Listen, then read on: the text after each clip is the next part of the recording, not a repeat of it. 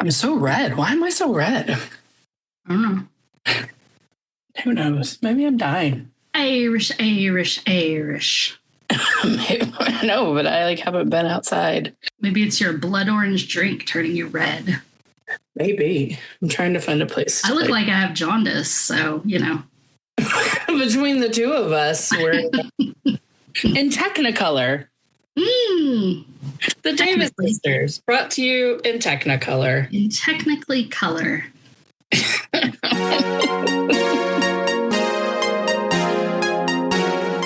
Hello, and welcome to the I Love You Bet podcast. I'm Heather, and this is my sister, Rian.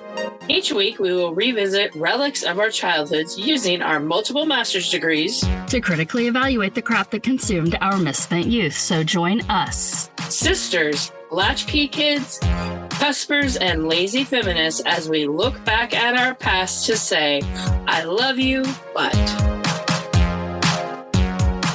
So I'm going to ask how you waste time this week with the caveat of we haven't recorded in a year. So clearly we're not going to cover the whole year. No, it's just going to be this week. I mean, I'm not. Yeah. How I wasted time this week. Okay. So my most recent time waste is I've been watching The Closer, that Kira Sedgwick show. That came on a long time ago? Yes. Yeah. I never watched it. And was while I was with you all in Texas, I was looking for something to watch. I may have started it before. I couldn't find anything on Netflix that I wanted to watch at the end of December. Did you scroll all the way to the end of Netflix? I did not scroll all the way to the end of Netflix. I just was scrolling what they thought I would like. The algorithm feed me. Yes, the algorithm gods. So I started watching it and it's good. It's, she's fun.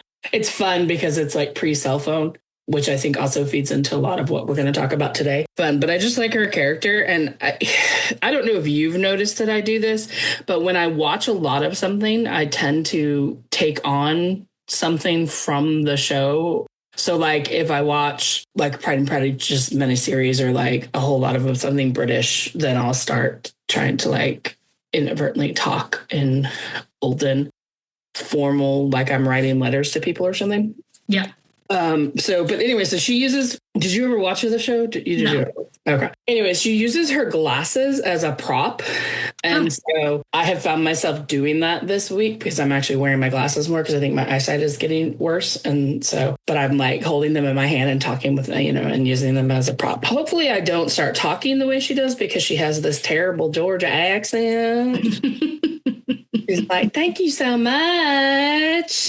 Yeah. That actually kind of gets on my nerves a little bit, but that's been my time waste, as well as watching the new season of Real Housewives of Beverly Hills, my only TV watching guilty pleasure.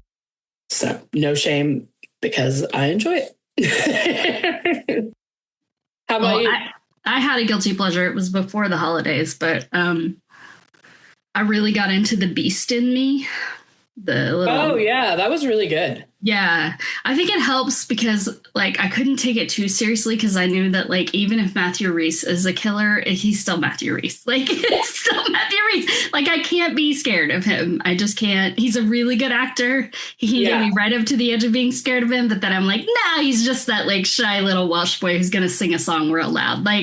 I'm not scared of him. So, that was perfect. And then Claire Danes is always going to give you that ugly cry that you can cry to, and it feels so good. So that was good. And then leading up to Thanksgiving, Eddie, our uncle, and I rewatched, and he possibly watched for the first time, hard to say, all of Stranger Things to get ready for the new episodes, the final season. And then we watched some of the final, and then you guys were here for both Christmas and New Year's. So then over the last few days, we got caught up on the final episodes. And I'm just going to tell you some things that I put on Threads last night that are Eddie reactions to the finale. They're all character reactions, and you're not going to know what any of them mean, but they're funny. No, I'm not. Because I was going to say, I know people have been very excited, and I've never watched a full episode, so okay. I have to look into. But yay for y'all. Yeah. So I started with Not My Uncle falling over laughing at Derek flipping Henry the bird, which is very funny. And then I said also he calls Jim Big Daddy. And then I don't even know who that is, and that's funny. So. And he calls Dr. K this cunt, and then looks back at me like I'm going to reprimand him, and then I just giggle because, like, I'm not his mother and I'm not his nun, but he doesn't remember who I am to him. So he's like, this cunt, and then he looks at me like, am I going to get in trouble for saying that? I'm like, no, she's a fucking cunt. Like, every single time. At a work thing I went to yesterday was like, you've never heard me use this word, but cunt, and like, I'm like, okay. No. Yeah. I like you better now.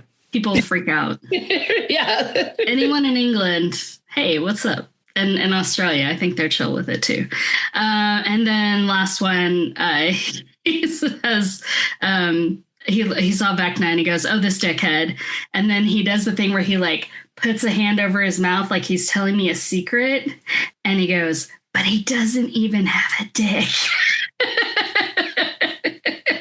Because he's obsessed with the fact that Vecna has a butt shape, but no, he's like Ken genitalia. Mm-hmm. So that was highly entertaining. Him, the actor that plays Vecna? He's seen him because he plays like a version of himself. Like he has like, oh, okay. There's like little kid him, and then there's him as an adult working as an orderly where he's himself, sort of. Okay. I mean, yeah, like his hair is like slicked back so he doesn't, doesn't get the full effect of how beautiful he is. Right. And also, as far as I can tell, our taste in men, I think he would be closer to like how Jeff and I never, like every time Jeff is like, that guy's hot, I'm like, what? And then every time I'm like, oh, that guy's hot, Jeff's like, what? So I think that very our uncle yeah. and my friend Jeff would like overlap, but the Venn diagram between me and him is never like, there's never anybody that matches up. Like,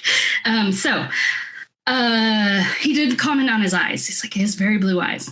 Yes, he has very blue eyes. So yeah, so he knows what he looks like. But I mean, he loves to comment on people's appearance. Yes, he really, really, really, really enjoys commenting on people's and appearance. Our mother. Yes. And laughing especially hard when Black people are funny, which is a kind of racism that, like, I don't know how to describe, but I feel like you could write a dissertation about it. Like when old white people are overly amused by Black people? Yeah. Okay. Yeah. Like liberal white people. Yeah. Like they laugh too hard. Like I'm like, I mean, yeah, Will Smith is funny, but like boomers being overly amused by Black humor. Yeah. All right. There's your dissertation title for anyone who needs. When they talk about the overlap between capitalism and white supremacy, it kind of feels like it falls in there. Like, are we in the minstrel show? What's going on? So, yeah. And then I cried and cried. So part of what I did last year was I started end-to-ended, but I'll pick it up again, EMDR therapy, which may I strongly recommend anyone who has trauma. And if you're not sure if you have trauma, here's how you know. You've been to therapy and it didn't help. Yeah. So you know you have trauma. And you may think there's nothing you can do, or you may think like I did, where you're like, I just got to go to Peru and take ayahuasca, but I don't know what's going to happen if I do that. And that sounds real freaky. And, so EMDR is like that, but you don't have to go to Peru. Yes, ma'am. Yes. Yeah. I also started going to EMDR. I've had 5. So I started later than Heather did. I started in December. And I've had 5 sessions now and I love it. Right. I too was at a place where it was like, and that's what I told her. Like, I've literally tried everything I think it's definitely helping me even in just 5 sessions, like more than any time of talk therapy ever did, or like faster than any talk therapy ever did. I don't want to say talk therapy didn't help. I think it definitely helped me get to where I am so that EMDR can be as helpful as it has been so quickly. If that makes sense? Yeah. So that is not how I've wasted time. No, that's been a good thing. That's a productive use of time and money. the follow on to that is here I am watching this silly show about a bunch of kids that like are so much older than who they're playing, right? And like, yeah, it ends with like this big Dungeons and Dragons like campaign, which is not something I am interested in. Like, no shade, no nothing. Just not our jam. It is not my thing. And also, if I was going to spend that much time and energy writing stories, I would want to make money for it. Like, just the thought of doing that for fun, I'm like, no, thank you. That sounds horrible. So fun. Like, yeah. So maybe in my next lifetime, that'll be my jam. But then those damn writers, those boys tricked me. And so like Eddie is like done, like, because as soon as all the monsters are dead, then it just goes into like denouement. So it's like they're going to graduate from high school and they're all going to hug each other. And the older kids are going to have a thing on the roof and the younger kids are going to play D&D and then have this real emotional moment. And like Eddie is up and wandering around and trying to figure out how to put himself to bed because he cannot remember how to do it. And I am just sitting there sobbing, like crying, which is a good thing because I have access to my emotions at the time and I'm not holding on to things and just like sitting with them and rotting inside. So it was a good thing, but it was also like, when they talk about you get EMDR helped me stop rotting from the inside. Yes, yeah. Mm-hmm. And feel my emotions, which is important to feel your emotions and not eat them. Or other things with them. Or other things them. Abuse yourself in other ways. So yes. So yeah, that's how I quote unquote wasted time this week, which again didn't feel like a total waste of time. You want to hear how I didn't waste time? Yeah, sure. So yesterday, and this again is probably a result of EMDR, I did not waste time stewing in anger over something a coworker did, which is very much what I would have used to do. And instead was assertive because basically this person called me during class to ask me to look up the schedule of another student so that she could then go pull them out of another teacher's class to do this paperwork or something. But like this was all being relayed through my student teacher. And she also didn't say the student's name correctly. So I was like, I don't know who that person is, like back and forth. So I was like, please just have her, please tell her to email me. And then she like keeps talking to my student teacher for like a minute.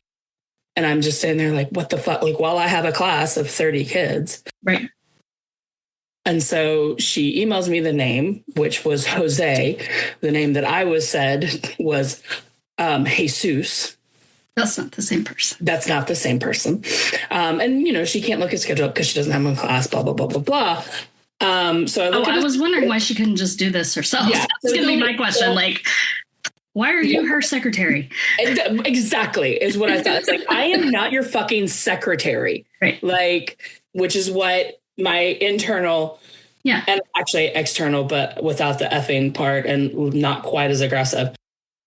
But I just responded, you know, looked it up, gave her the information, responded, added our advisor, our administrator, just because sometimes this person has a history of not reacting well when people challenge them. Sure.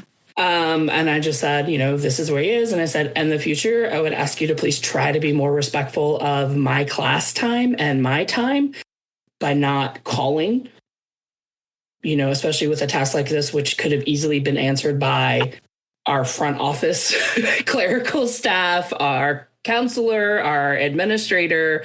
So, you know, I understand because she had said it was like something that was due that day, blah, blah, blah. All the more reason to call someone who's not in class. I know, right? Yeah. So she was like, you know, and I was like, I understand. I too have been guilty of getting so hyper focused on things with time sensitive that I forget other people's needs.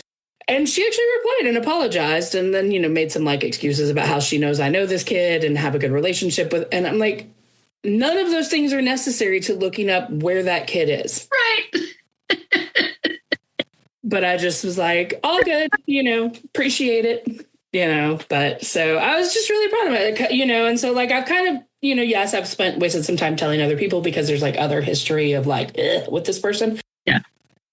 But just like really proud of myself for being assertive and protecting my face, which I also emailed our admin assistant person that day and finally was like, hey, on the extension list, can you please put in the comments, please email if not time sensitive? Because like I hate when people call me. Like I hate answering my phone in class. Yeah. Even when I'm not in class, even when I'm on plan, like I hate being called for something that could be an email. Like they'll call me for a kid who's not even there that day. And it's like, you couldn't even look and see if they were, it's just It's one of my workplace pet peeves. So yeah, that's how I didn't spend time yesterday. Stewing. Instead, I spent time crowing. And you established a boundary, I did establish a boundary. So yes. Good job. And plan to continue establishing those boundaries into the new year. Cool. So this is the first. Yes. Possibly. I'll probably release these in the order we record them. So we'll say this is the first of our series on capitalism in our childhood. Oh, I didn't know what the theme was. Yeah, that's the theme. That's good. Oh, shit. Okay. This movie is not from our childhood. It's the first. No, it's not, but I was going to go with it. I didn't realize we had a theme. Okay. So anyway, so we're looking at capitalism and how movies taught us that capitalism wasn't great. And I was just thinking about one of the movies in the series, and I was trying to remember how it relates to that. Which one? It's okay. Who Framed Roger Rabbit? The whole thing is about how they took the railroads out to put in highways. That's the plot of the movie. Yeah, I don't really. Nobody remembers that. But it actually makes more sense than the plot of this movie. Probably because there's an actual historical truth to the Who Framed Roger Rabbit. Yeah. This is basically like how we became radicalized. Is like.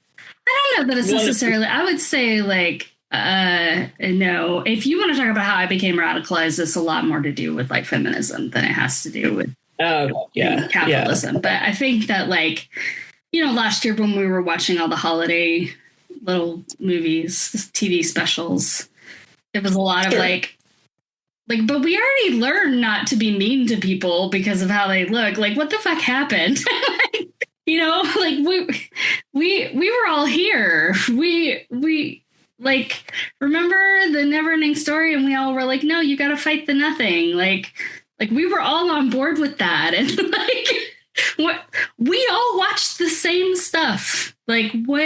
What happened? Yeah. How did some of us remember the lessons of our childhood and others really fucking didn't? Plus, I think it's always interesting when media attacks capitalism because popular media is such a product of capitalism that...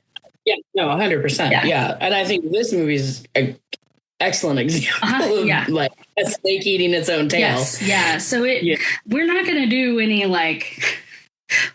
super I can't even name someone.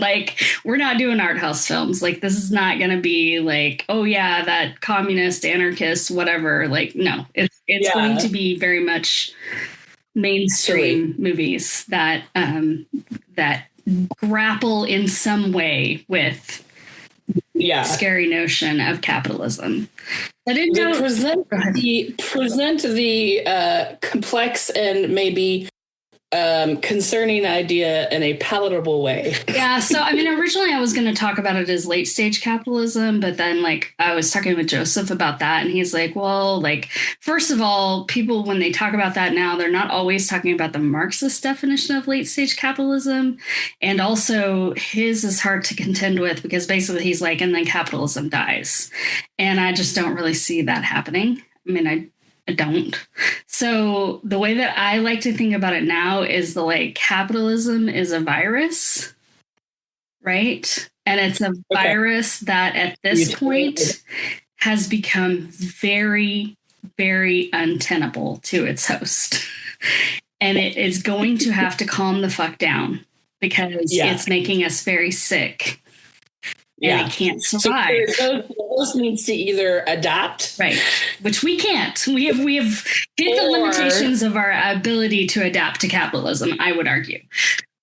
Yeah, probably, yes. So now we need to, but then eradicate, right? Would be no. It needs to evolve. Capitalism needs to evolve to calm the fuck down. Like, it needs to be less. Yeah, because if it kills all of its hosts, then it kills itself. Correct. Yes. Yeah, it has gotcha. nowhere to go.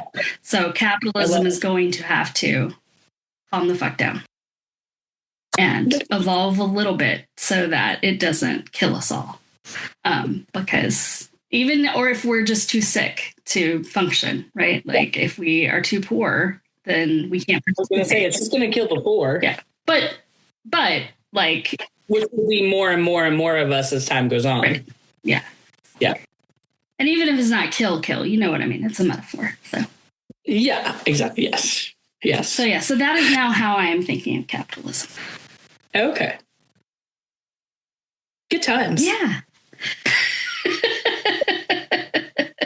So you thought you were coming and listening to this podcast to get away from, or as a distraction from, all this. Or if you need a little bit of a distraction, but you don't want it to be a total guilty pleasure, then let us talk to you about some of the more potentially, I mean, honestly, it's not, but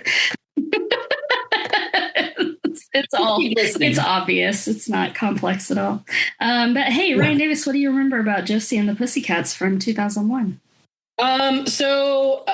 I wrote down that I literally remember everything. Like, literally remember everything. But then as I was watching, there was one thing that I did not remember. I'm the opposite, and I basically remembered like one thing and forgot everything else. I think this is definitely a movie that I definitely probably enjoyed more than you did. It's the type of movie that I would enjoy more than you. I would argue that point, and we can talk about that a little bit later. But go ahead. Oh, okay. Sorry. All right. I had the soundtrack, so I still remember I was singing along to every song. I remember every word to every song and could probably sing some of them. I'll try to refrain. And, so like literally everything except one thing that came up, and I was like, oh, apparently I don't remember everything about this movie. And even while I was like researching and like looking at some things, there was like a hint. And I still didn't remember because, like, I was like, wait, where was that? So, all right. Am I allowed to talk about it now, or do you want me to wait? Well, no, I can't wait to find out what it is. Okay. So I don't think I'll list what I remember. Okay. I wrote, this is what made us want to start a band and move to Chicago, right? Is that right? That feels it's right. Probably, no, because this came out in 2000. Came out in 2001. 2001? Yeah. So, like, that was only 2 years after I graduated high school. Oh, yeah, we weren't really hanging out. We weren't really hanging out when this happened. Like, I don't think this was a movie we watched together. I think this was more... Yeah. Trying to figure out who the hell I would have watched this movie. We were like, what, 2002, 3, 4? Yeah, 2002. It might have been 2001. We got pretty close when I got back from England. We started hanging out. And I was definitely back from England. Like, it took a while. We saw this together. We did. Because who else would have seen it? Like, I mean, it definitely influenced. I think there were multiple things that influenced our plan to start a band and move to Chicago and open a bar. Yeah. ADHD being the biggest one. So I remember thinking that the love interest was adorable. That changed. And I remember this is when you could throw a rock at Hollywood and hit a Parker Posey movie. And then I was glad that she made a comeback. Like, Parker Posey was in the latest Lotus, whatever that is. That White Lotus. Yeah, that one. And then I was like, Tara Reid, she in this? Okay, can I just say? Yeah. I really thought Tara Reid was dead. Oh, is she not? I don't think so. When I was looking it up, it said she was 50. Oh. And Tara Reid is 50?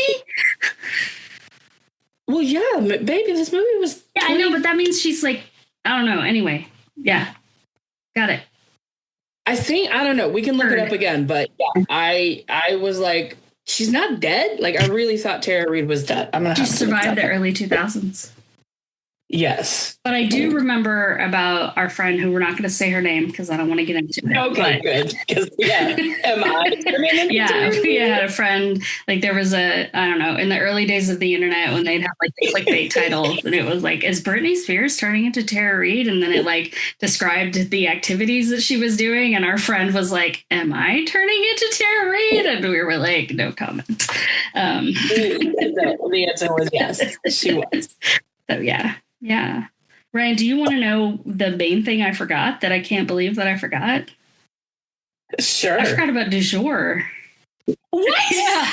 That's the best thing about the entire movie. I know it's the best thing about the entire movie. It's literally the best thing about the movie. I completely forgot. Like, I literally wrote, oh my God, how could I forget about du jour? But then, of course, du jour always makes me remember our friend Mike and his friends who did Into You, which was N, the number 2, and U, the letter U. So they were a fake boy band. Forgot about that.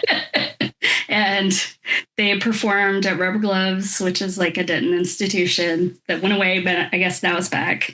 Shows you how hip I am to the scene. But anyway, yeah, they got up there and they did choreographed dance moves and it was absolutely amazing. And like nobody knew. You remember any of their songs? No, I wish. I mean, they were of the caliber of like Backdoor Lover. Like it was a lot. Yeah, I can remember ones Mike wrote in high school.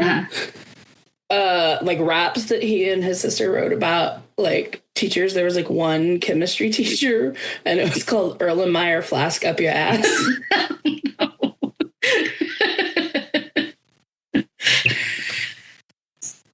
It's like, why would I still remember that? It's been 30 years. Like, It rhymes and it's pretty funny. It is really funny. It is. Okay. Any of our listeners who remember any of Into You songs, maybe I should message Mike and ask him, or I'll tag him and or something. Yeah. No, it was so good. And we like brought signs and people in Rubber Gloves were looking at us like, what's wrong with you? Like, we're hipsters and we're cool and like, you're not cool. And then like they started playing and they were like, wait a minute. No, this is amazing. And I'm like, yeah. Fuck you, hipsters. So yeah, this movie had all of the cringe things from the new millennium that you could hate, you know, like it had the homophobia and a whole like focus on looks and skinniness. And I hate that this skinniness from the 90s and the early 2000s is coming back. Like I cannot. Oh my God, the Kevin Kate Moss. Like we already survived it once. Yeah. At least we get to survive it while in perimenopause because I've discovered that like I fucking like fuck it all. Like I don't care. Yeah. Yeah. I mean, it doesn't hurt my feelings at all. You know, like. So I just looked it up. Tara Reid is alive, and she was born in 1975, so she's 50. Okay, good for her. I was correct. Nice. So yeah, not bad. Good job, Tara Reid. I also don't understand how I forgot that Alan Cumming was in this movie because I loved Alan Cumming so very much. I don't think I knew who Alan Cumming was until this movie. Oh, well, he was in Romeo and Michelle's High School Reunion, which is like near and dear to my heart. So. That's true. So yeah, but I didn't know who he And he was in Spice World, which is also near and dear to my heart. But I didn't see that until later, like with you, like when we were friends, you made me watch it because I was like, ooh, Spice Girl, like I didn't know. Can I just? I mean, this kind of goes on what you're talking about, like the early 2000s, like the nostalgia I felt when I saw the anti-piracy warning. Yeah, it's stunning. Like I was like, oh, anti-piracy warning. Oh man, I remember those. Like, oh, what is wrong with us? No, yeah, I felt that too for sure. Like, it was like but it was like strong. It wasn't just like, oh yeah, that's, it was like deep, and that's concerning to me. Yeah, I was. So I was really enjoying du jour on the plane with Alan Cumming, and I was like, maybe instead of trying to do a thing about capitalism, we should just do like a Spice World Josie and the Pussycats, like, and then some of the, like, they weren't really musicals, but they kind of felt like musicals, like Can't Hardly Wait and Romeo and Michelle's High School Reunion, like early 2000s, late 90s, early 2000s musical mashup. Like, I did write down. So, like, as soon as the Du Jour song started, as soon as I heard the notes, I just started laughing. Oh, okay. Because that song is amazing. Yeah. Backdoor Lover. It's the a double entendre. I don't know if that's actually a double entendre, but so good. And then when the opening started, and we can talk more about the plane, but like this goes along with the whole early 2000s. I feel like the late 90s and early 2000s was just one really long Noxema commercial. Yeah.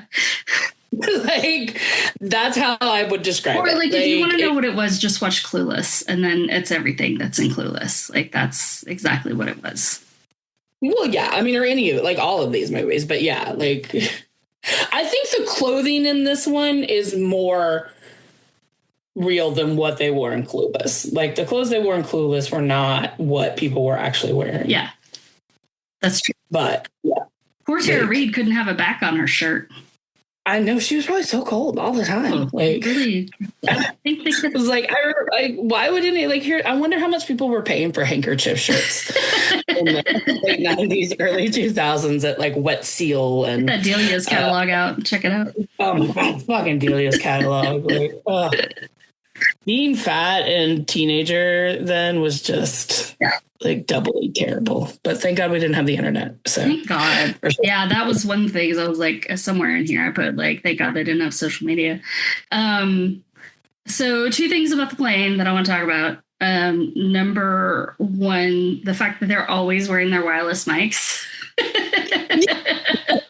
It's like, why are they wearing them? So good. Like, that's just like part of du jour. 2000 to 2001. Yeah. Like, I have to say, like, because I know that they were all like friends, like Seth Green and Breckin Meyer, like I'm so jealous a little bit. Like, I'm jealous of like that friend and like how much fun they were probably having, or at least they appear to have been having.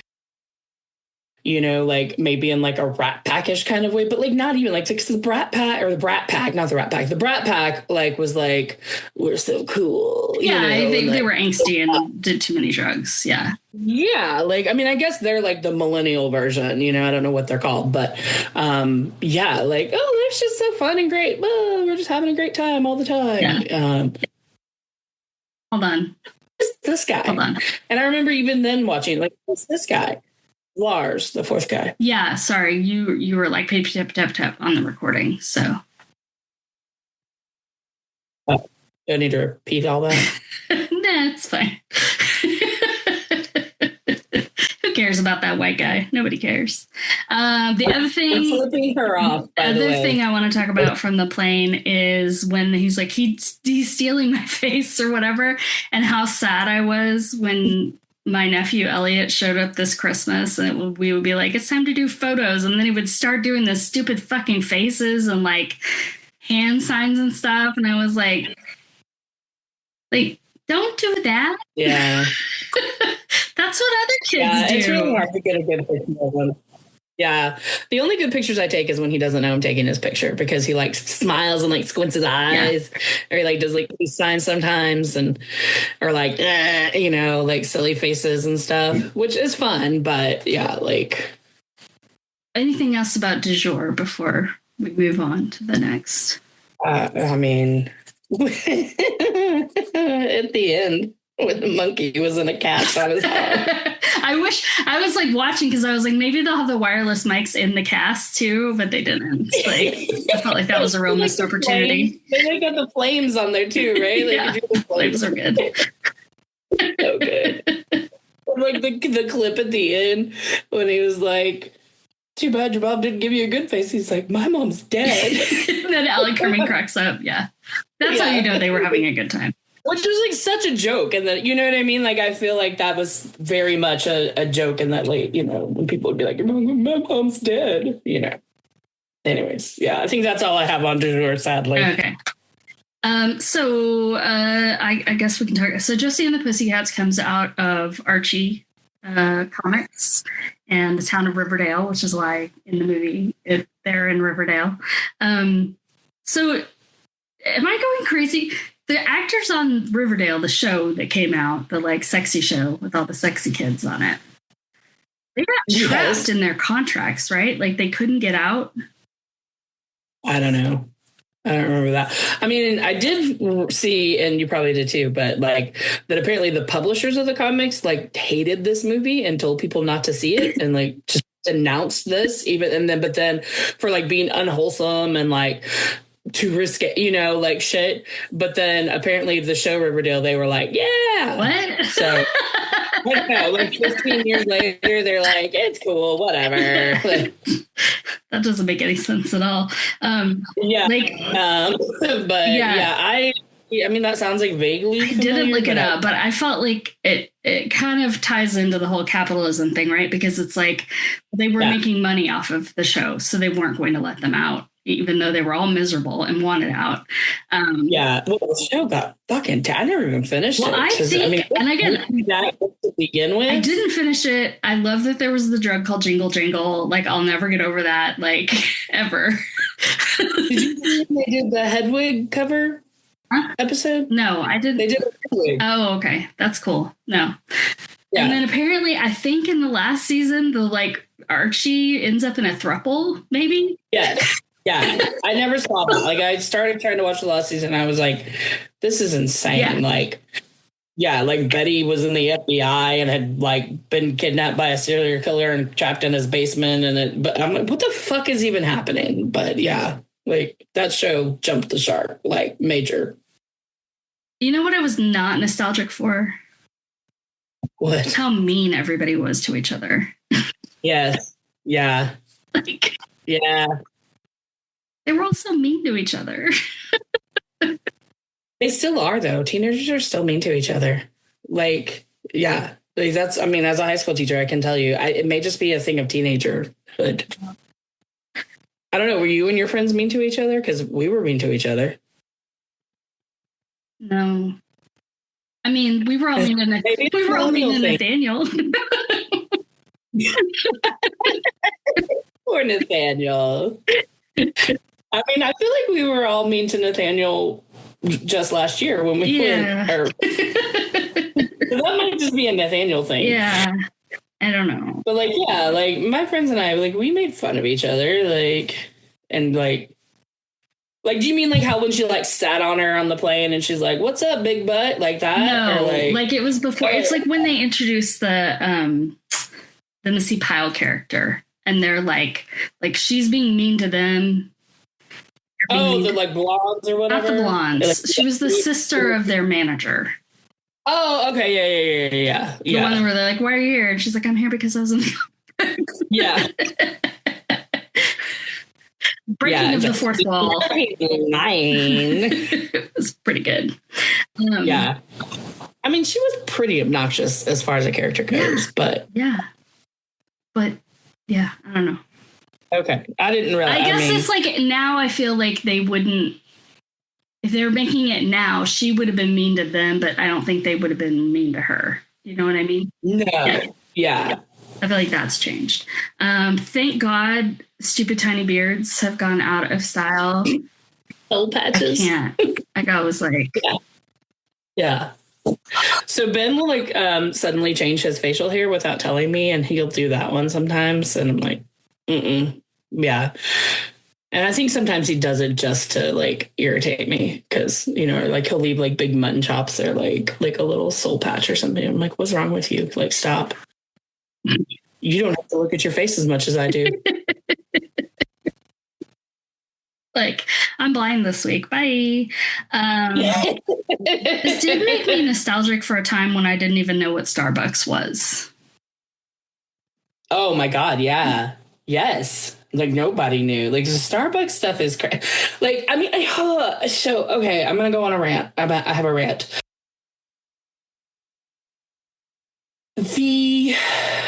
I'm going to try to find the words for my rant, but like the shit parents buy their children these days is fucking insane. The amount of money parents are spending on their like young to teenage children blows my fucking mind, right?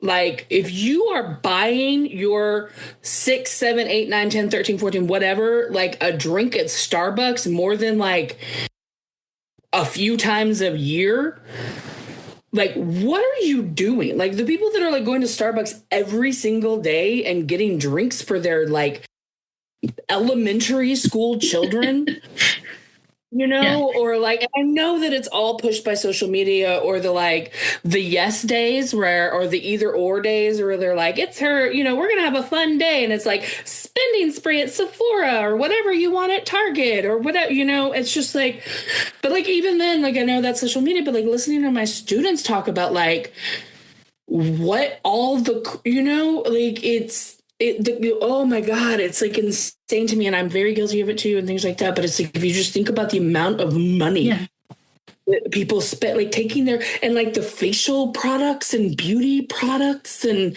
like, oh my God, it just, okay, I'm done. Okay. I'm probably not done, but I'm done. That's fine. I had a related comment. Like in this film, ostensibly all of social media influencers fit in a basement of a high-rise building. And I would like to bring that back. If you would like to be a social media influencer, you all need to get together and rent out a basement and you need to live in it because then we'll know how to come and find you. And once that basement is full, that's it. No more. No more. It's a one in, one out policy at that point. That's right. Yeah. Yeah, it was like, one thing that I still think about on the regular and have for the last 25 years since I've seen this movie. Tara Reid's hair and how they had like the loops, like they would have the little strands of her hair that like were tied with obsessed. Absolutely fucking obsessed. I have a similar thing. That has like had a prominent place in my brain that I will think about. So when Josie's getting ready for whatever and Soul Patch Boy shows up, Soul Patch Sandals Boy shows up.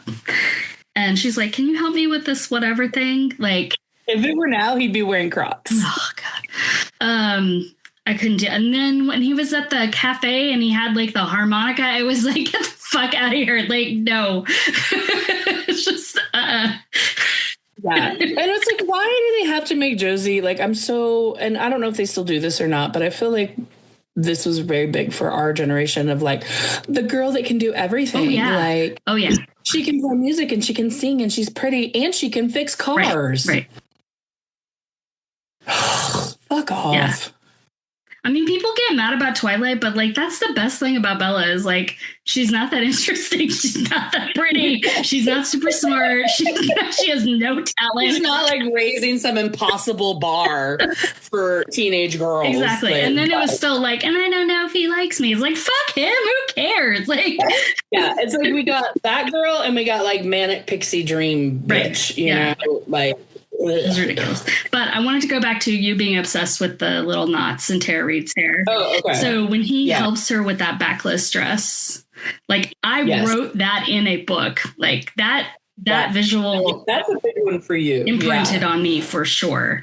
So yeah, that's in my second book, which is going to be re-released this year, y'all. Anyway. Well, what's interesting about that scene is he doesn't ever actually touch her. That's the yearning thing. Yeah. So much sexier without the touching. It's the yearning. Did Steve Carell... Not touching people is way sexier than touching people. Not touching is way sexier than touching. Sorry, go ahead. Did Steve Carell steal his Anchorman character from Tara Reid in this movie?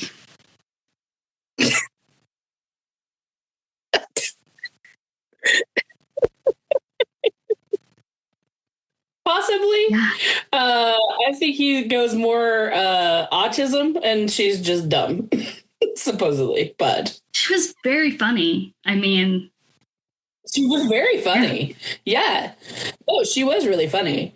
You know, like especially like when they do the inside monologue, right? Like, she's just like, if you're happy, like, no, she was very, very funny. I'm sorry. I feel like I commandeered you when he came to like ask her to fix his truck. Was there something else you wanted to say about that? No. Okay. I'm so far past that. I'm in the basement of like, she's already revealed what the big plan is. It's the government behind the economy. Like I'm. Oh, okay. Well, then let me talk about what I have written down. All right, you talk about what you have written down. Hold your horses, old Susanna. Like when he calls them the pussy hats, I was like, I didn't even think about that. Did you plant the seed? Did you plant the seed? Is this a premonition? Oh, I did read, so like kind of the capitalism, there's like 73 different companies that had like product placement or name placement in this movie. Just when the guy was like, I gotta buy a 6-pack of Zima. Oh, Zima. Yep. And like crystal clear Pepsi. Mm-hmm. Like, why? Why were we obsessed with drinking clear things that weren't water? I don't know, but honestly, it was better. Like, I mean... Yeah. Coloration is an issue, right? Yes, very much so. Either you buy colored things or you like make your own food dyes out of other foods. Yeah. Which I'm not going to do. Alan Cumming with the phone. Like, talk about the greatest use of a prop. Yeah. Maybe online with the woman in Hedwig. Yeah. With her phone. She was really good. She was really good. Andrea Martin.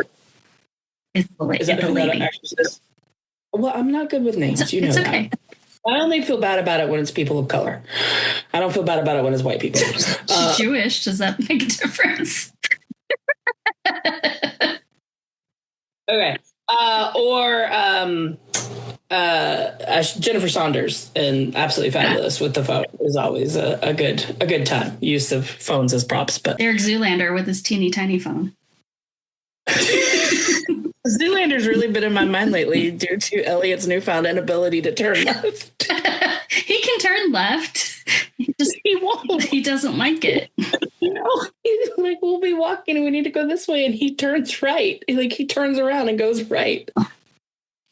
In addition to having to turn right as many times as we turn left when we drive in the car. I don't know. Anyways. We're to the thing I didn't remember. Oh, yeah.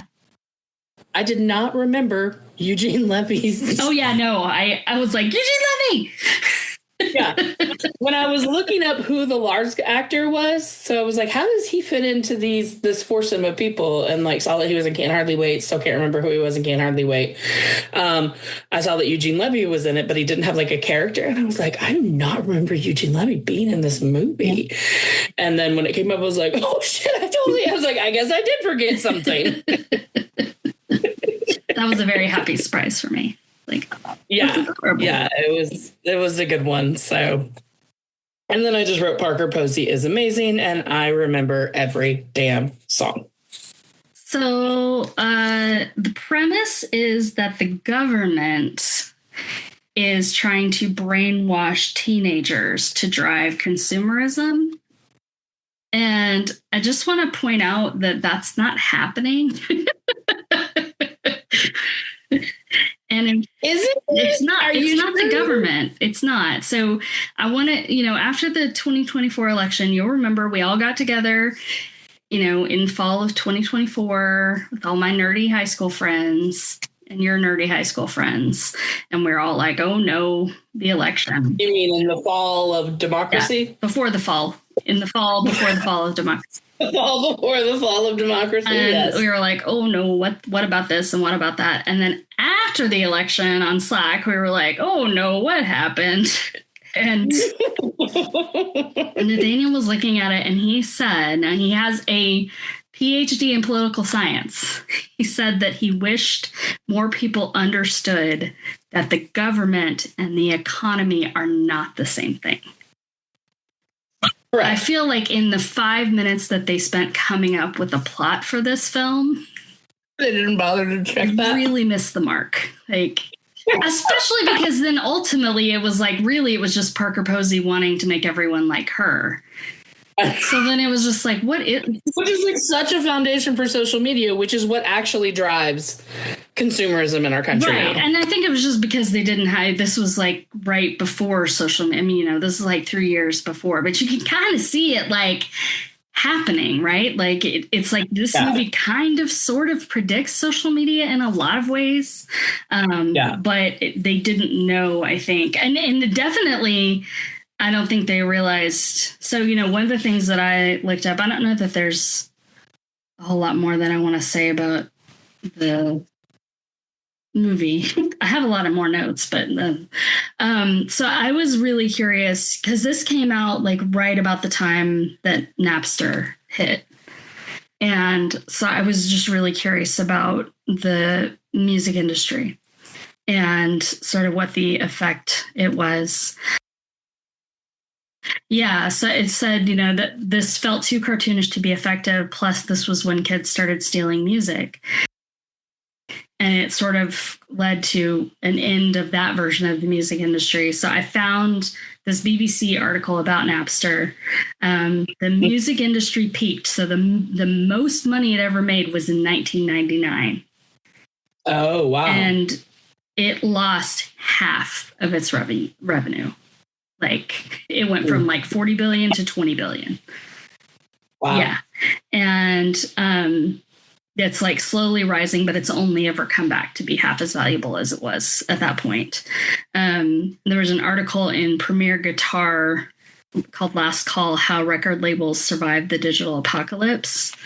Hold on, I'm going to see if I can find it because I like the way that this guy wrote it. It doesn't have an actual byline. The big bad record labels didn't die. Rather, they molted. They stopped selling plastic and started renting you the same songs forever, $10 a month, please and thank you. Today, streaming constitutes 84% of U.S. recorded music revenue. Your Spotify subscription gets carved up like a pizza. The platform keeps about 30% for servers and the like. The rights holders split the remaining 70%, and the label, owner of the master recording, walks away with roughly 55% of the total pool before the artist sees a dime. Same old middleman, new religion. Yeah, I was going to say, I know artists do make very little money off of Spotify. Yeah. But then they made very little money off of record sales too, didn't they? I mean, isn't it like he's saying like that person, I shouldn't assume it's a man. But that person's basically, that's what they're saying, right? That it's the same. Yeah. So then they said labels still not the people that are making money. Labels began to diversify like a hedge fund. So sync licensing is the golden ticket now. 1 30-second needle drop in a Netflix trailer can out-earn 1 billion streams. Performance royalties still trickle in every time your song plays in Applebee's. Weirdly, vinyl in 2024 finally outsold CDs in units. Who the fuck is still buying CDs? I don't know who's still buying CDs. I guess, I don't know, people without internet access. But labels press Lavender Swirl limited editions for $300 a pop, and the superfans line up like it's 1973. The game isn't dead. It's just learned to stop relying on a single point of failure. It says that record labels today operate like venture capitalists, professional gamblers who bet other people's money on startups that usually have no revenue, no profits, and a 70 to 90% chance of going to zero. The job is to find the 1 or 2 out of 100 that become Airbnb, Uber, or Jelly Roll. Write and record your songs, work social media, put money and time into promotion to get on playlists, play gigs, and if you're talented and lucky enough to stand out amongst the crowd of wannabes, a label will message you on Insta and maybe roll the dice on your project. Will the major label disappear? Please. Labels survived Napster, survived the CD crash, survived having to pretend they like mumble rap, shoegaze, and Hillbilly Vanilli. They'll just keep evolving into something that looks less like a record company and more like a private equity firm. What is Hillbilly Vanilli? I don't know. I guess fake country. This is Milli Vanilli, right? So it's got to be fake country, I guess. Fake country? Hillbilly Vanilli. I'm going to look that one up later. Apparently, Hillbilly Vanilli was a term that started as an insult to JD Vance. Look, hillbilly elegy. It's like you're not really a hillbilly. Like you're pretending to be a hillbilly to make money. So it's like the commodification of the hillbilly identity when you were not actually a hillbilly. Oh, okay. Yeah. My phone just did something like turn on notifications using from a hand gesture. I don't know. Sorry. I've got a new phone. It doesn't. You're gesturing too much. It happens. So while you were reading that and I started laughing, it was because I looked at my notes and I had written down bitchy McBitch. I was just about to laugh because I wrote down, you slept with him. And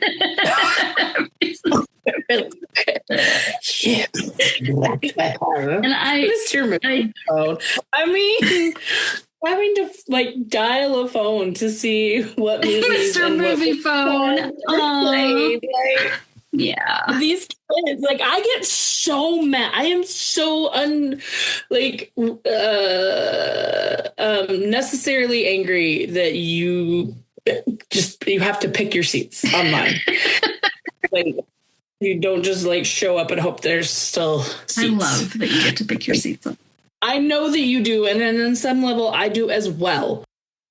It's taken a lot of the and like the Discmans, like, yeah. I mean, this is definitely like if you're looking for a slap fight. That's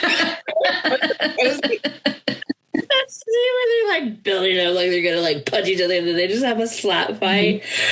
Is just amazing. Parker Posey's neck thing made out of cat toys. Yes, yeah. Her outfits were unhinged. They were fantastic. Everything about her was unhinged. Yes. The like choreographed entrance scene, the creepy ass fucking let's have a girls' night. Yeah, I did write that. I was like, so if she took the Pussycats to the girly room, where did she take the du jour boys? Like, she probably took them to the girly room. They would have had a good time. They probably would have been more into it than the Pussycats were. The Pussycats were weird the fuck out. Like, what is happening? And like, so there were two things here that were kind of funny that then got pushed much funnier later. So when Carson Daly puts on 2 pairs of the Josie and the Pussycat headphones, that's like Ken putting on the 2 pairs of sunglasses. And I love that Carson Daly was on here making fun of himself. Like, I really do appreciate that. Well, they both were, because I don't know if you remember, but he and Tara Reid were dating at the time. Oh, no. Which is why it was like so funny that she was like, oh, we get to meet Carson Daly. Okay. Yeah, they were dating at the time that the movie was made. So, but yes, like anytime a ridiculous celebrity like that makes fun of themselves is always enjoyable. And then I also like the siblings, the manager and his sister. I felt like the better version of them was Jean-Ralphio and Mona Lisa from Parks and Rec. Oh, yes. 100%. That actor, like I do like that actor a lot, and I wish that you would see him in more things. Like when he was like high on the Red Bull and like flying in the background, he was pretty funny. But I was going to say, you probably don't remember this, but do you remember when the world got very concerned because Carson Daly lost too much weight and was like running marathons and shit and got like really thin? No. I think it was like after Tara Reid. Like, yeah. This is why people have body dysmorphia issues. Yeah. They can't be the size. But the real message of this movie was be happy with who you are. Yeah. That's what they said the message was. That is what they said the message was. This is why they only had like super thin pretty people in it. Well, they had only super thin pretty people because of when this movie was made. But yes, I don't understand why they couldn't spend at least 15 minutes on the plot. You know, like if they had just pushed it a little bit further. It could have worked. That's okay. It's fun. Yeah, It was fun. The songs are great. Apparently, her vocals were dubbed by the lead singer of Letters for Cleo. Oh, okay. So, in case you thought that was actually Lee Cook's, was that Rachel her name? Lee What's her name? Rachel She Lee sang Cook's, some. She sang some of the backup because Rosario Dawson and Terry, they all three had singing credits, but they weren't lead vocals. Yeah. And they all three went to band camp for 2 weeks. Oh, did they? They did. They went to band camp for 2 weeks to learn how to like actually look like they knew how to play their instruments. And I think they wanted them to actually play on the soundtrack, but in 2 weeks they didn't learn enough. They didn't learn the 12 power pop chords or whatever. I know. I was going to say, but and then of course, Terry, and I remember her talking about this at the time, like how funny it was that they had to go to band camp because she was in American Pie and the whole one time when I was at band camp joke. I do feel like this was kind of a push away from that guy-centered like American Pie thing, so that was kind of nice. Like, yeah, I mean, it's nice that sex isn't like a part of it at all, really. Although they did have one of them in the bubble bath and one of them in the shower. Neither of them needed to be like. True. The bathroom scene where he like writes the thing on her mirror. The scariest thing about that scene was that Ronald McDonald toy in the corner. I don't know. It was fucking terrifying. I made a note about that. So terrifying. Yeah. What the fuck? That was super scary. And I also want to know, were they like actually selling McDonald's bathing sponges at the time? Maybe that was coming out with the Happy Meals. They're really big to put in a Happy Meal. I want to look on eBay and find out. And see if those were like real products or if they were literally just made for that movie. Like, and who's buying those? And the whole McDonald's themed bathroom. Like, there's someone in the world that probably has a bathroom or a room in their house that is McDonald's themed decorated. That's scary. I did love that the whales had product placement, that they had the Evian sign. Poor whales. They don't need product placement. They're whales. Yeah. They're awesome. And and Parker Posey and Ellen kissing each other. Yeah. The outtakes of it. Yeah. Okay. That's good. Yeah. In the outtakes, they look like they kind of had fun. So that was maybe they had fun. Yeah. I mean, and you know what? Like, thinking of people of size, though, but like, you know what? Honestly, like Rosario Dawson probably was considered fat because she's much thinner now than she was then. Yeah. Yeah. And so she probably was considered to be like not, because she wasn't. I mean, she wasn't as small and tiny as like Tara Reid and Rachel Lee Cook and all that. I mean, you couldn't visibly see her bones, but she was thin. No. So fat. Heather, 2000 definition of fat. So and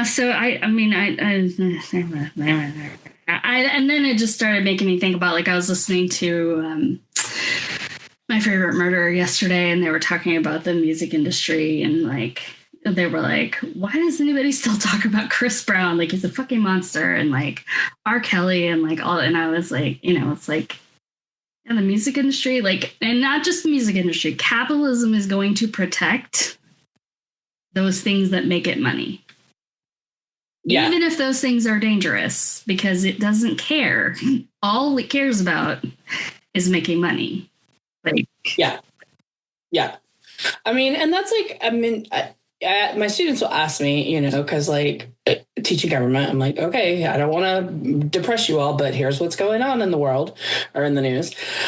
Let's talk about it. What questions do you have? And then they'll ask me, they're like, what can we do? And I like, and I was talking about, I guess there's like chatter about January 20th being a like, don't go to work. No, it's a walkout, not a don't go to work. A walkout. Okay. And they were like, and I was like, I mean, like, I get it. And that's great. But until the U.S. is willing to be like doing that multiple days in a row over a long time, nothing's going to change because, if you look at what has actually worked in the past year, it's been when you fuck with their money, right? So, or sometimes when things are just so fucking terrible that a company finally does the right thing, like Spotify finally taking down the ICE recruitment ads after they, murdered someone, instead of, when people were like, hey, or cancel their accounts. So good job, Spotify. Like, allegedly. But yeah. Yeah. Well, I mean, and and they were like, well, I just can't see us ever doing like that as a country because we're so big compared to like France. And so we were talking about that. And I was like, it's just because we're lazy and it's inconvenient. And we're so used to things being incredibly convenient. From a human evolution standpoint, right? Like it's like survival, right? So it's like, unless it's something is putting us in, like, we feel threatened, personally threatened, right? We're not going to do things that like inconvenience us or put us at risk or like things like that. Right. And so most of Americans are not personally right now, but it's like, we can't think, or people won't think, or we do think, but just because it's happening to them, it's not going to happen to us. Right. Which I guess is why, like, because I was very kind of upset about the Minnesota thing. And like, now people are all mad when like, okay, a white person's been killed, but how about all these other people? Is like, because, it kind of opens for all of the people who don't think just if it's happening to others, it'll happen to me too, that it's like, yes, and talking to them about how like, this was inevitable, right? It wasn't, but always constantly saying, some scholars are saying, some schools of thought and theory around this, this is not Miss Davis saying this.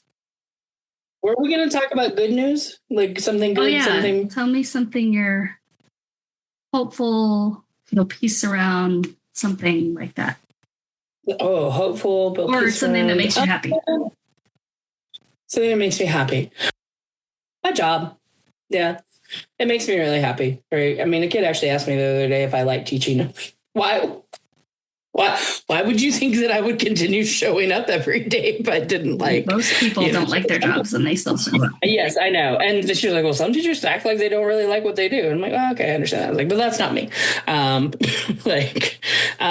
So yeah, like I really enjoy teaching. I did think of another time how I wasted time in December that you're going to love. Yeah. I did watch the new Jonas Brothers Christmas movie. You did? And it wasn't that bad. Cool. Were there other movies? Were they Disney stars? Or are they somehow separate? They were Disney stars. Yeah, they were Disney stars. Yeah. They had like rock band movie. Like they were never on well, no, they did have a show. They did have a show for a short time, but it was like after they got famous. So they got famous as musicians and then Disney helped push them over the edge. So. But anyhow. Talk about turning people into products. Yes. Disney.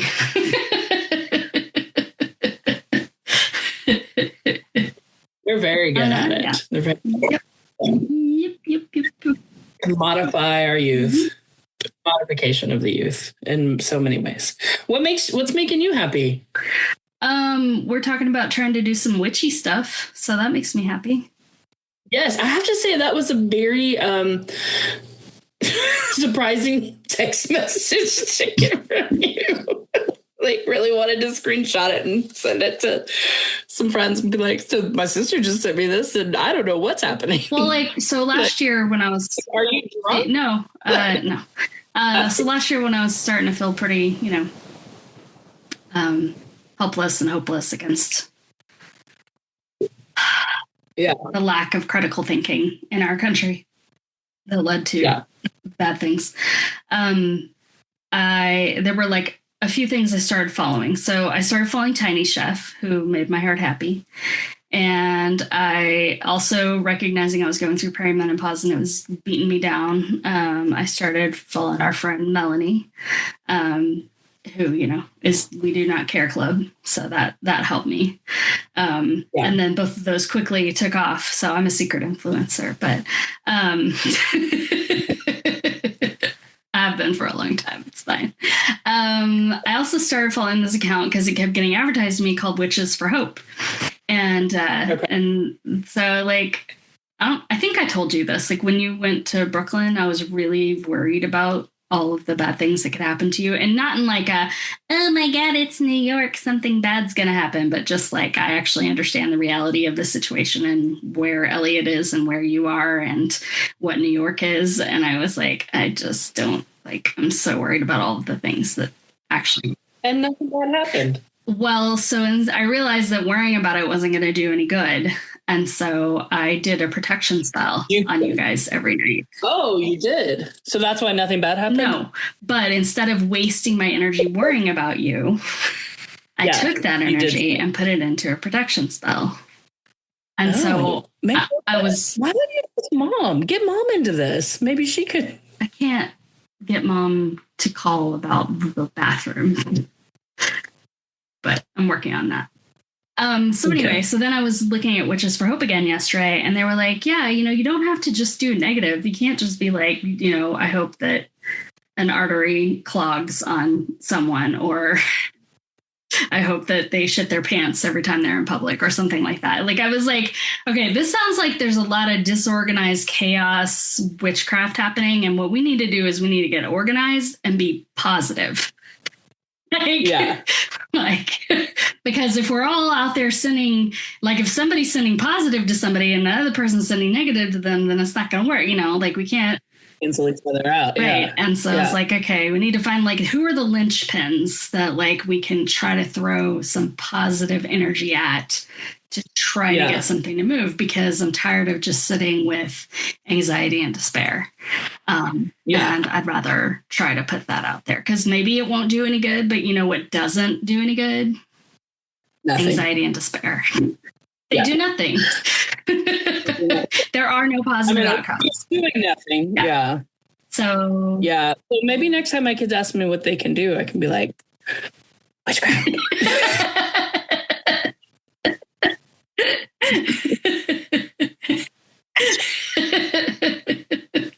You could just put a little book on your shelf, I could. They do look at my bookshelf. Yeah. Which Charlie was telling me at the Caldata that if they have a class, like a bookshelf like that of like just books that you want children to have access to if they would like to, they have to submit all of the titles for approval. Texas, at a school in Texas. So like, not even like, because like, and it's entirely optional. It's not like books that you're like, we're reading this in class. It's like, here are books that I have read that you can borrow if you would like. Yeah. Well, and like, I've never even said that to kids. I just have the bookshelf. I did have a science teacher in 9th grade who had a bookshelf, but there was only one book on it, and it was the Bible. So he was like, well, I teach science, but if you want to know what I really believe, look back there on my bookshelf.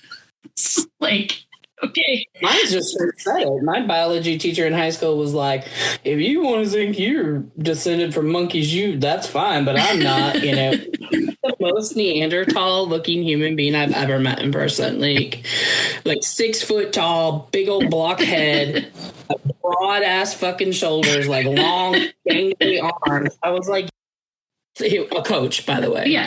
Mine was a coach too. Who taught science. Texas public school education in the 90s. I can maybe send me a book on witchcraft. I'll put it on my shelf. Okay. Kim didn't reply.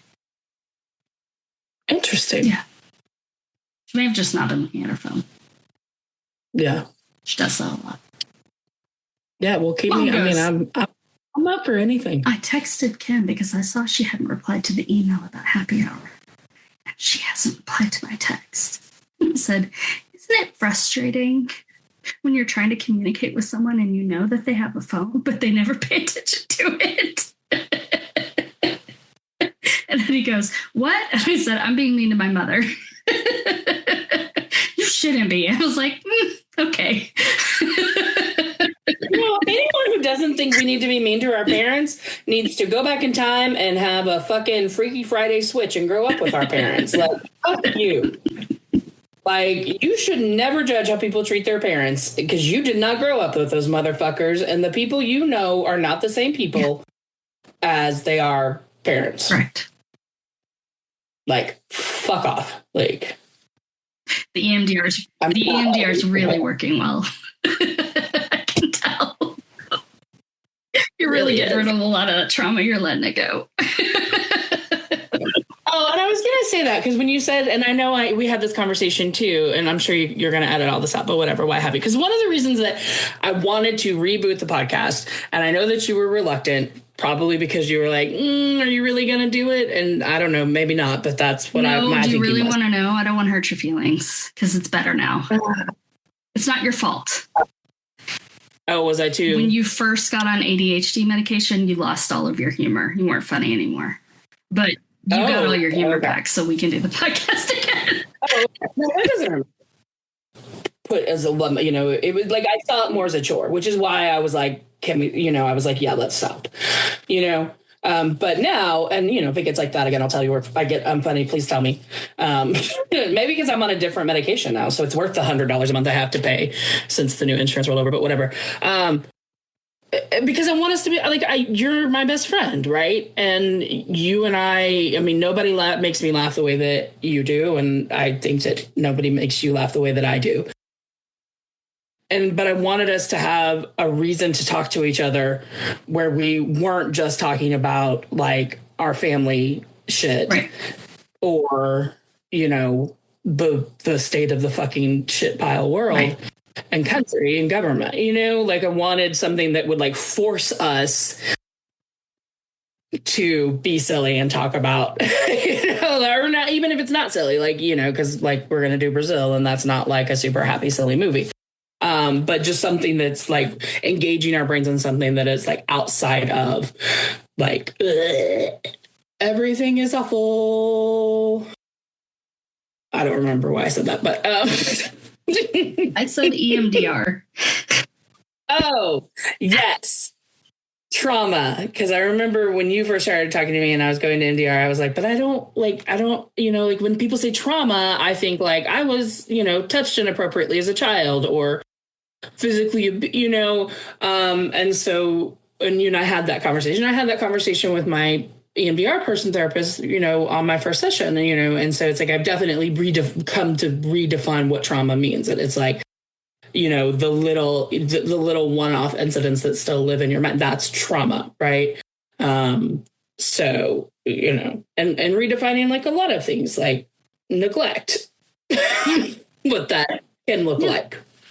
So, yeah. So again, if you are a person who's like, well, like no one ever beat me, no one ever sexually assaulted me, like, which is like the big things that we think of as trauma. No, but you probably, like everyone probably has trauma, I think it's the reality of the situation. It's just how, if you've dealt with it or not, which is probably no for most people, but. Yes. Correct.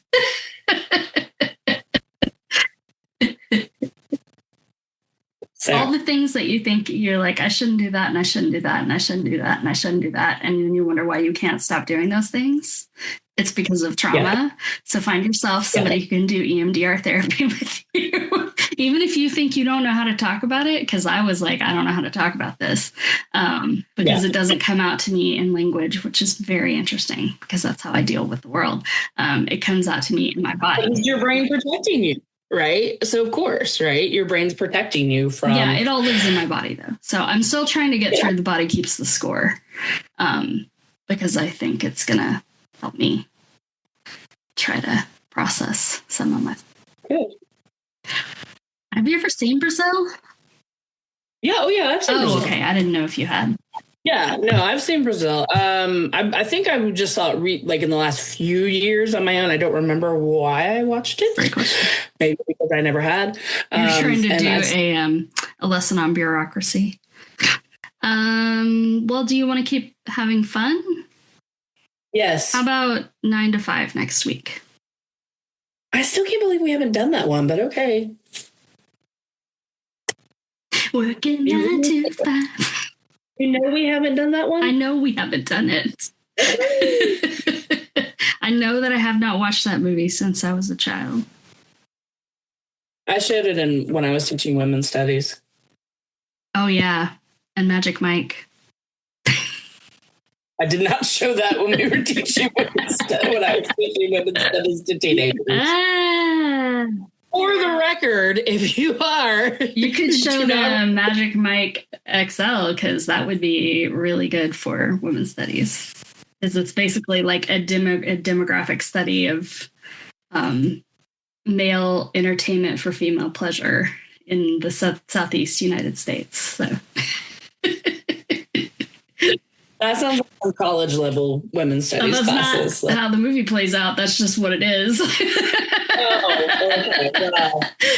Well, I mean, in the past, I have not been quite as careful in some of the things I have shown, and I find for some reason right now I am being much more careful. It's smart to be hypervigilant right now. All right, 9 to 5 next week. 9 to 5 next week. Have fun editing this. Yeah, good luck to me.